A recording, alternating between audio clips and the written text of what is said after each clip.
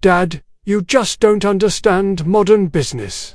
Your old-fashioned methods won't work in today's market." Those words came from my son Marcus as he signed papers that would mortgage our family's automotive dealership empire to fund what he called revolutionary expansion. I'm George Henley, 68 years old, and I watched 42 years of careful building, strategic growth, and prudent management get destroyed in 18 months by the very person I'd trusted to carry on my legacy. Let me tell you how I built a multi-million-dollar business from nothing, only to watch my son turn it into rubble with his arrogance, his recklessness, and his complete inability to understand that success is earned through discipline, not inherited through birthright. I started Henley Motors in 1981 with a $15,000 loan, a rented lot, and 12 used cars that I'd bought at auction. I knew nothing about running a business, but I knew everything about hard work, customer service, and treating people with honesty and respect. My father had been a mechanic, and he'd taught me that your reputation is worth more than any single sale, and that trust, once broken, is nearly impossible to rebuild. Those first years were brutal. I worked 7 days a week, slept in the office more nights than I slept at home, and learned every aspect of the car business from the ground up. I sold cars during the day, did paperwork at night, and spent weekends cleaning and prepping vehicles. When customers had problems, I fixed them personally. When suppliers needed payment, I found ways to pay them, even when it meant I didn't take a salary for months at a time. But, slowly, carefully, the business grew. Word spread that Henley Motors was honest, reliable, and stood behind every vehicle we sold. Customers started referring their friends and family. Banks began trusting us with better financing terms. Manufacturers noticed our growing reputation and offered us better inventory deals. By 1985, I'd expanded to a second location. By 1990, I owned 4 dealerships across 3 counties. By 2000, Henley Motors had become one of the largest automotive dealer groups in the state, employing over 200 people and generating annual revenues of over $50 million. But the numbers tell only part of the story. What I was really building was a reputation for integrity, a culture of excellence, and a business model based on long-term relationships rather than short-term profits. Customers would drive hundreds of miles to buy from us because they knew we'd take care of them. Employees stayed with us for decades because we treated them like family. Suppliers and manufacturers considered us their most reliable partner because we honored our agreements and paid our bills on time. "George, you've built something special here," my banker, Robert Chen, told me during our annual review in 2018. "Henley Motors isn't just a business, it's an institution in this community." He was right. We'd sponsored Little League teams, supported local charities, provided scholarships for graduating seniors, and employed 3 generations of some families. The business wasn't just my livelihood, it was part of the fabric of our community.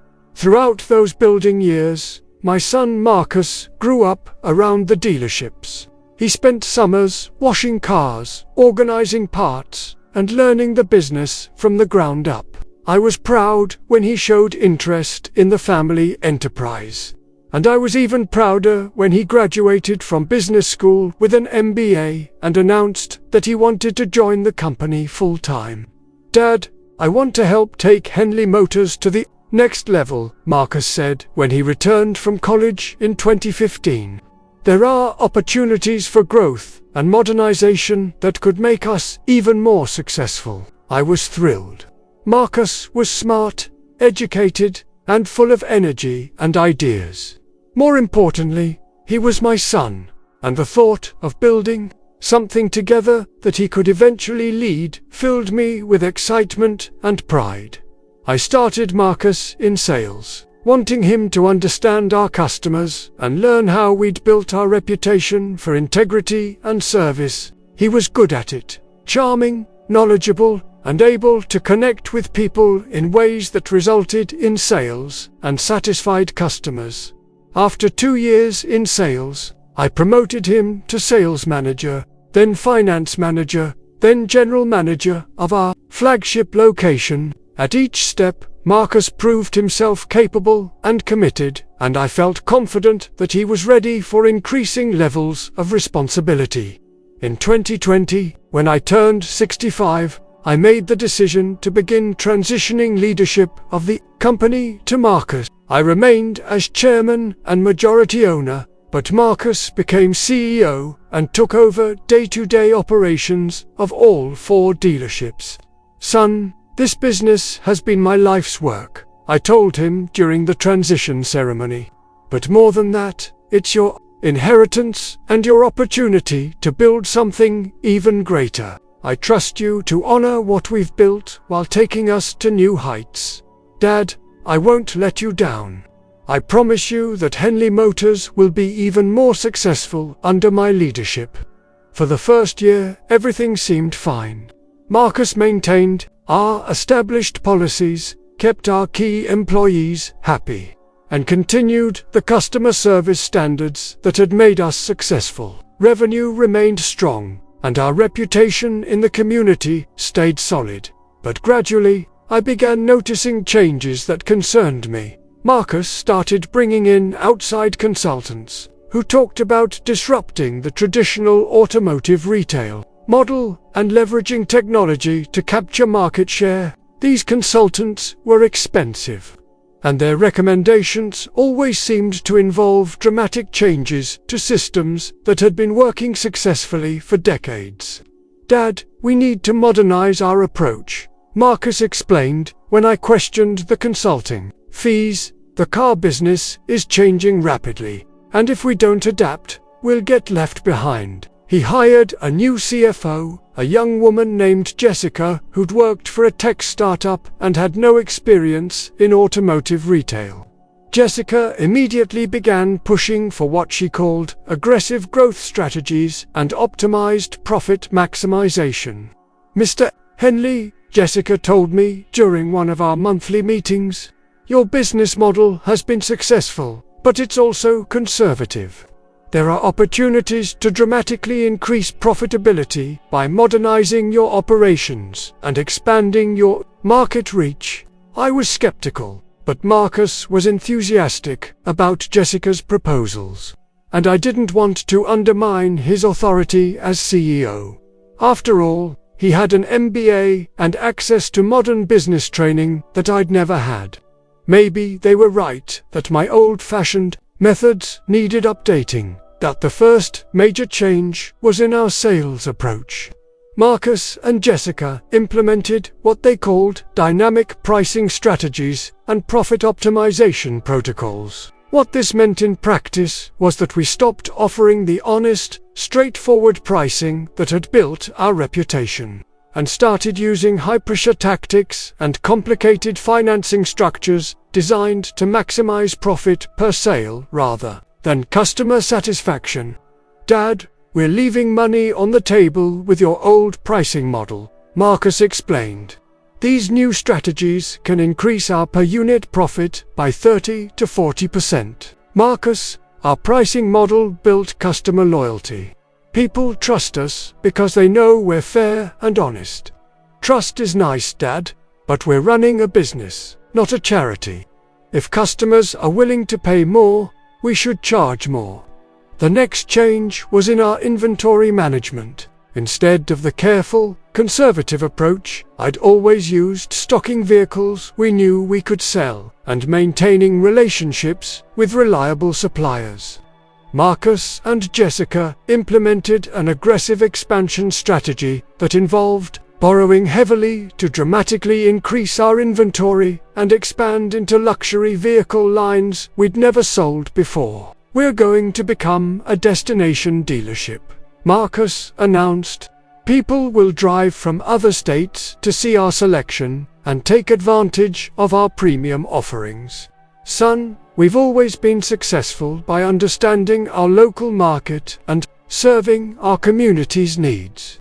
Why are we trying to become something we've never been? Because our local market is limited. Dad, if we want real growth, we need to think bigger. The debt required for this inventory expansion was staggering. Over $8 million.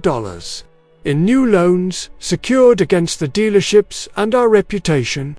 It made me nervous. But Marcus and Jessica assured me that the increased revenue would more than cover the debt service.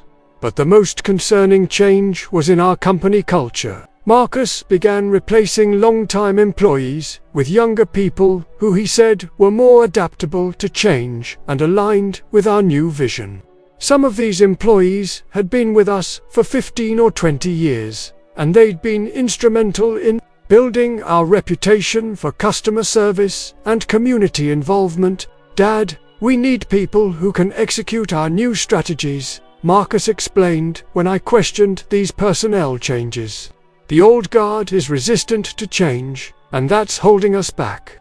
Marcus, these people built this company with me. They're not just employees, they're family.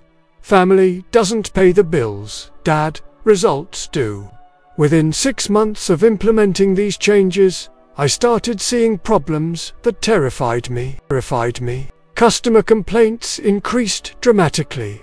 People who'd been buying from us for decades were calling to express dissatisfaction with high-pressure sales tactics, pricing games, and financing structures they couldn't understand. Some of our most loyal customers started taking their business elsewhere. Mr. Henley, I've been buying cars from you for 20 years. Longtime customer Patricia Martinez told me when she called to complain. But my experience last week was completely different from what I've come to expect. I felt like I was being scammed rather than served. Employee morale plummeted. The new people Marcus hired didn't understand our culture or our commitment to customer service. They were focused on hitting sales targets and maximizing profits, rather than building relationships and serving the community. Most alarmingly, our cash flow became increasingly strained. The massive inventory purchases, combined with declining customer satisfaction and increasing employee turnover, created a situation where we were spending more than we were earning. Even though our gross sales numbers looked impressive on paper. George, I'm concerned about some of the financial indicators I'm seeing. My banker Robert told me during our quarterly review, your debt-to-asset ratio has increased dramatically, and your cash flow projections are troubling. Robert, Marcus, and his team assured me that these are temporary growing pains from our expansion strategy. George, you've been my customer for over 20 years, and I've never seen you take risks like this. Are you comfortable with the direction the business is heading? I wasn't comfortable, but I also didn't want to undermine Marcus's authority, or appear to be a meddling old man who couldn't adapt to modern business practices. But my discomfort turned to alarm when I discovered that Marcus and Jessica had been making financial decisions without consulting me or even informing me about them. I learned about a $2 million equipment lease when the first payment came due. I discovered that we'd committed to a $3 million advertising campaign when the bills arrived. I found out that Marcus had personally guaranteed several loans using company assets as collateral when the bank called to discuss payment schedules. Marcus, why wasn't I informed about these commitments? Dad, you said you were transitioning leadership to me. I'm leading. These are all strategic investments in our growth. Strategic investments that could bankrupt us if they don't work out. They'll work out, you have to trust the process. But the process wasn't working. Despite massive spending on inventory, advertising, and equipment, our sales were declining because we'd alienated our customer base and destroyed our reputation for honest dealing. The breaking point came when I received a call from our primary lender informing me that we were in default on several loans and that they were considering calling in our debt. Mr. Henley Motors has missed 3 consecutive loan payments totaling over $400,000. We need to discuss immediate payment, or we'll be forced to begin foreclosure proceedings. I was shocked. I'd never missed a payment in 42 years of business. There must be some mistake. Let me call our CFO and get back to you. When I confronted Jessica about the missed payments, her response was chilling. Mr. Henley, we've been using our available cash to fund growth initiatives. The loan payments were prioritized lower than inventory purchases and marketing investments. Jessica, loan payments aren't optional. They're the foundation of our business relationships. With respect, sir, your approach to business relationships is outdated. In today's market, creditors expect some flexibility in payment schedules. When companies are in growth phases, I realized that Marcus and Jessica had been treating our business like a tech startup that could burn through cash while pursuing rapid growth, rather than an established company with 40 years of reputation and relationships to protect. When I demanded a complete financial review, what I discovered was catastrophic. In 18 months, Marcus and Jessica had accumulated over $12 million in debt, destroyed relationships with our most loyal customers, fired our most experienced employees, and created a cash flow crisis that threatened the survival of the entire company. The luxury vehicle expansion had failed because we didn't understand that market and had no reputation with luxury car buyers. The aggressive pricing strategies had driven away our loyal customer base without attracting enough new customers to replace them. The massive advertising campaign had been poorly targeted and had generated leads but not sales. Most devastatingly, the company culture that I'd spent decades building, based on integrity, customer service, and community involvement, had been completely destroyed and replaced with a focus on short-term profits and aggressive sales tactics that had ruined our reputation. Marcus, in 18 months, you've undone 42 years of careful building. We're facing bankruptcy, and our reputation in the community is destroyed. Dad, these are temporary setbacks. Business involves risk, and sometimes you have to take big risks to achieve big rewards. Son, there's a difference between calculated risks and reckless gambling. You've been gambling with everything I spent my life building. Your way of doing business was too conservative, Dad. In today's market, you have to be aggressive, or you get left behind. My way of doing business built a $50 million company with an spotless reputation. Your way of doing business has destroyed all of that in a year and a half. The next few months were the most painful of my life. I had to come out of retirement to try to save what was left of my company. But the damage was too extensive. I fired Jessica immediately and tried to rehire some of the experienced employees Marcus had let go, but many of them had found other jobs and weren't interested in returning to a company they saw as unstable. I attempted to rebuild relationships with alienated customers, but trust, once broken, is nearly impossible to restore. Many of our longtime customers had not only taken their business elsewhere, but were telling their friends and family about their negative experiences with the new Henley Motors. Most critically, the debt burden Marcus had accumulated was unsustainable. Even if we could return to our previous levels of sales and profitability, we couldn't service the loans Jessica and Marcus had secured against the business. After 3 months of trying to turn things around, I had to face the inevitable. Henley Motors would have to declare bankruptcy. George, I'm sorry, Robert told me when we met to discuss our options. If this were just a cash flow problem, we could work something out. but the debt load is too massive, and the damage to your customer relationships is too extensive. Bankruptcy is your only option. 42 years of building, growing, and nurturing a business that had employed hundreds of people and served thousands of customers ended with a bankruptcy filing and the liquidation of everything I'd worked for. The 4 dealerships were sold to pay creditors. The Henley Motors name and reputation, once worth millions of dollars, became worthless. The employees who'd remained loyal through the crisis lost their jobs. The community lost a business that had been a cornerstone of local commerce for 4 decades. But the most devastating loss was personal. I'd trusted my son with my life's work, and he'd destroyed it through arrogance, inexperience, and a complete failure to understand what had made it successful.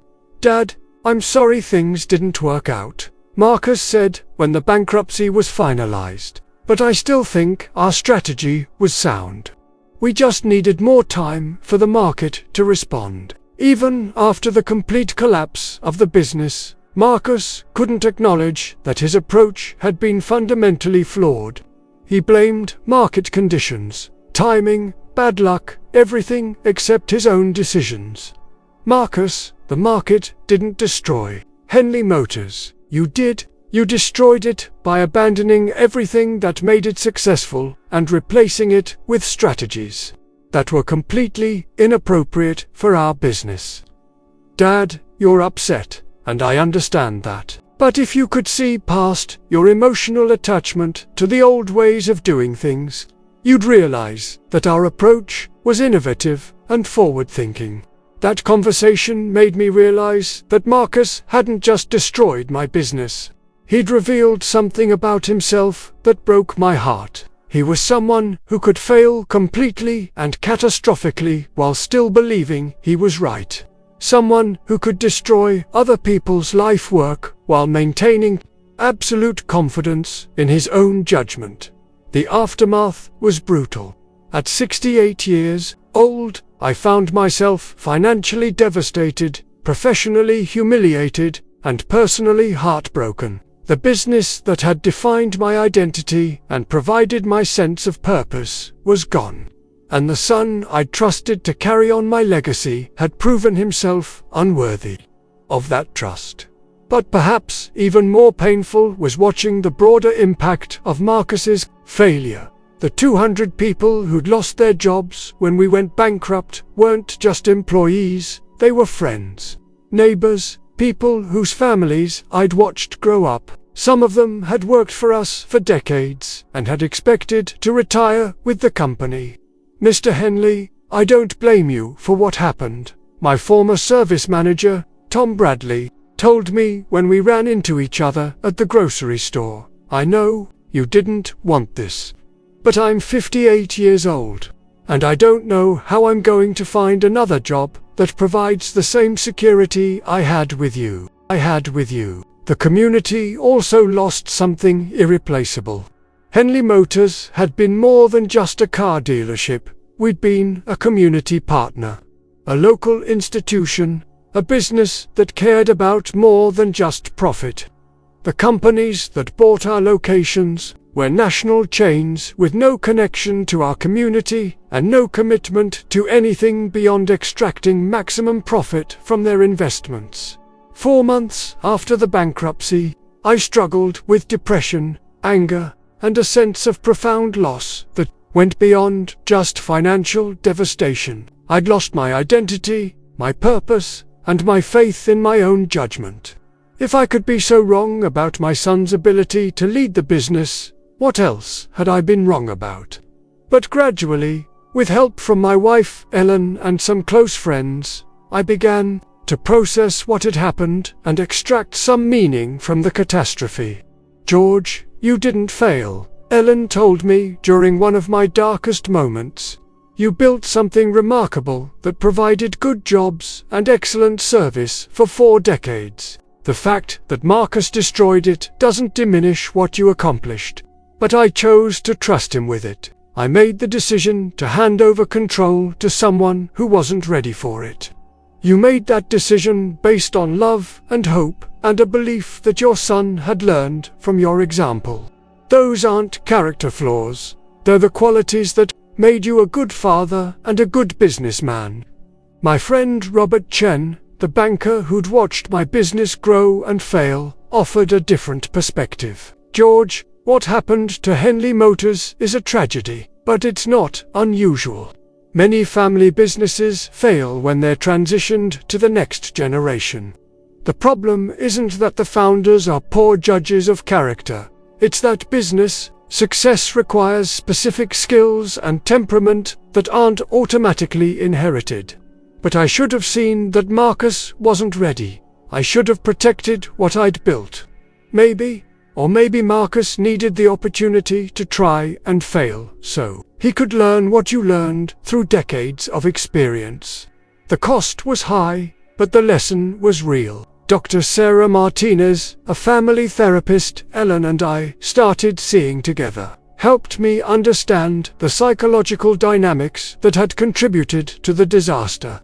Mr. Henley, successful entrepreneurs often struggle with succession planning because they have difficulty separating their love for their children from their assessment of their children's abilities. You wanted Marcus to succeed, both for his sake and for the sake of your legacy, and that desire may have blinded you to warning signs. What warning signs? Marcus seemed capable and committed. Capability and commitment aren't the same as wisdom and judgment. Your son was capable of implementing business strategies and committed to his vision of growth. But he lacked the wisdom to understand what made your business successful and the judgment to recognize when his strategies weren't working. These conversations helped me realize that my mistake wasn't in trusting Marcus, but in assuming that business success is primarily about intelligence, education, and ambition rather than wisdom, judgment, and character. Marcus had the intelligence to develop sophisticated business strategies and the education to understand modern management techniques. He had the ambition to pursue aggressive growth and the confidence to make bold decisions. But he lacked the wisdom to understand that different businesses require different approaches, and that strategies that work for tech startups might be disastrous for established service businesses. He lacked the judgment to recognize when his approach wasn't working and adjust course before it was too late. Most critically, he lacked the character to acknowledge his mistakes and learn from them. A year after the bankruptcy, Marcus called to tell me he'd been hired as a CEO of a small manufacturing company. Dad, I've learned a lot from what happened with Henley Motors, and I'm ready to apply those lessons to this new opportunity. What lessons did you learn, son? I learned that change management is more complex than I realized, and that implementation timelines need to be more carefully planned. I also learned that communication with stakeholders needs to be more comprehensive during transition periods. As I listened to Marcus talk about change management and implementation timelines, I realized he still didn't understand what had actually gone wrong. He was treating the destruction of Henley Motors as a learning experience about business processes rather than a catastrophic failure of judgment and character. He'd learned tactical lessons about management techniques, but he hadn't learned strategic lessons about wisdom, humility, or the importance of understanding a business before trying to transform it. Marcus, do you think your approach to running Henley Motors was fundamentally sound? I think the approach was right, but the execution could have been better. If we'd had more time and better change management, I think we could have been very successful. That conversation confirmed what I'd begun to suspect. Marcus was incapable of learning the most important lesson from his failure, because he was incapable of acknowledging that it was truly a failure rather than just bad timing or poor execution. Today, 3 years after the bankruptcy, I'm slowly rebuilding my life around new purposes and different measures of success. Ellen and I downsized to a smaller house, and I'm living comfortably on Social Security and the modest savings that survived the business collapse. I've started volunteering with a small business development center, helping other entrepreneurs avoid the mistakes that destroyed my company. My experience with family business succession has become valuable to other families struggling with similar transitions.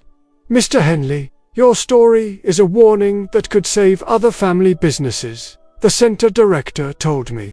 Most parents want to believe their children are ready for leadership responsibility, but wanting something doesn't make it true.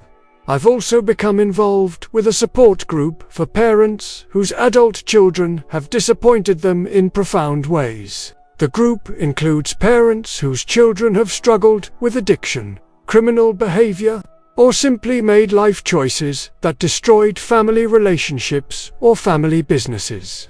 The hardest part isn't the financial loss, I told the group during one of our meetings. It's realizing that the person you thought you knew, the person you loved and trusted and believed in, either never existed or changed into someone you can't recognize.